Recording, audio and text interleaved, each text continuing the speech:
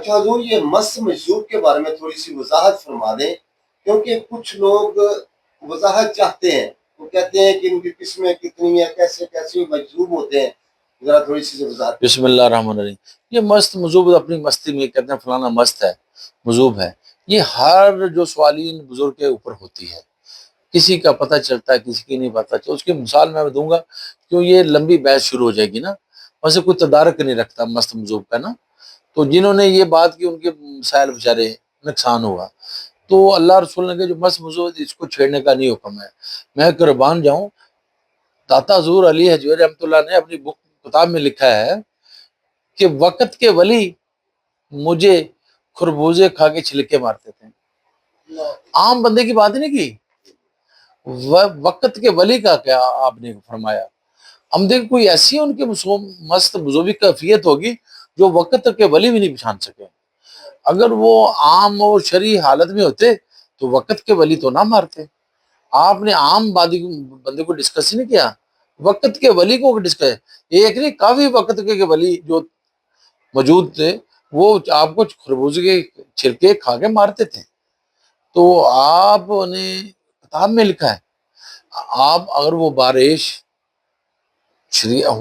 ہوتے تو وقت کے ولی کبھی بھی ان کو چھلکے رہنا۔ اتنا ملامتی کوئی ایسا معاملہ تھا جو وقت کے ولی بھی دھوکہ کھا گئے۔ بسم اللہ۔ اچھا مرشد، یہ کنک منڈی مزان میں وہاں کوئی مست مجذوب بابا جی محمد شفیع صاحب آپ کو اکثر ملتے تھے اور آپ کو کاغذ دیتے تھے، آپ کسی دکان کو دیتے تھے تو وہ پیسے بن جاتے تھے۔ تھوڑی سی وضاحت ان بزرگوں کی ذرا زندگی کے بارے میں۔ بابا جی شفیع سرکار رحمۃ اللہ وہ نان لگاتے تھے تندور میں نا، روٹیاں لگاتے تھے نا، تو میں بھی 5 مائل روڈے گنگا رام کے پاس مزنگ میں بھی ادھر پھرتا تھا۔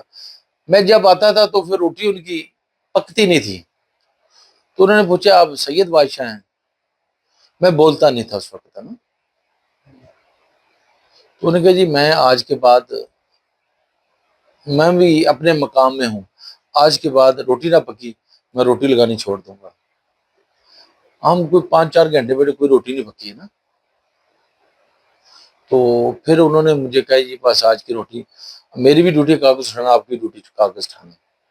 پھر وہ میں ظاہر مفتی جگہ پہ میں آتا جاتا تھا، میں نے پھر ان کے ساتھ ڈیوٹی شروع کر دی، سڑک پہ کاغذ اٹھانا نا، تو پھر وہ مجھے اکٹھے کر کے نا اخبار کے مثلا پیس بنا کے، اگر کوئی گاؤں کا بندہ ہو تو وہ میری بات فالو کرے، وہ کاغذ کی پلیٹیں دیں، کوئی چنا پتیسا وہ کاغذ میں ڈال کے دیتے تھے، تو اس سائز کے وہ انہوں نے پلیٹیں سی بنانی تھدی، وہ انہوں نے مجھے دینی، تو میں نے جب انہوں نے کہا جیب میں ڈال لو، میں جیب میں ڈالنے نہیں، تو جب میں نے نکالنے تو وہ پیسے ہوتے تھے 5 روپے 10 روپے وہ ہوتے تھے، 100 روپے بڑا نوٹ ہوتا تھا، 100 روپے اب تو چھوٹا سا بڑا نوٹ ہوتا ہے 100 روپے۔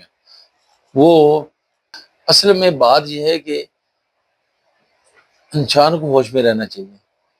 ہم دیکھ رہے ہیں کہ بندے کو ہوش میں نماز فرض ہے نا، تو مستی میں نماز فرض نہیں ہے۔ اب ہوش میں رہنے کے لیے آپ کو باوضو رہنا ضروری ہے، غسل پورا ہونا چاہیے، اور کوئی چیز آپ کو کچھ نہیں کہہ سکتی۔ پھر وہ مجھے کاغذ وہ ایسے ہوتا ہے ٹینڈر نوٹس، جب مجھے ریلوے کا پہلا اشتہار ملا نا وہ ٹینڈر نوٹس تھا، تو مجھے سمجھ لگا کہ انہوں نے میرا ٹریک چینج کر دیا نا، تو میں دکاندار کو جب دیتا مزنگ میں کڑک منڈی میں پیسے دینا، وہ چیز دیتا تھا مجھے، میں لوگوں کو چیزیں لے کے دیتا تھا اس پیسے سے نا، تو ختم چلے۔ پھر میں نے اس کو یہ اخبار کا کاغذ ہے نا، وہ آگے سے انہوں حاجی صاحب نے کہنا، انہیں کہنا میں اندھا تو نہیں ہوں،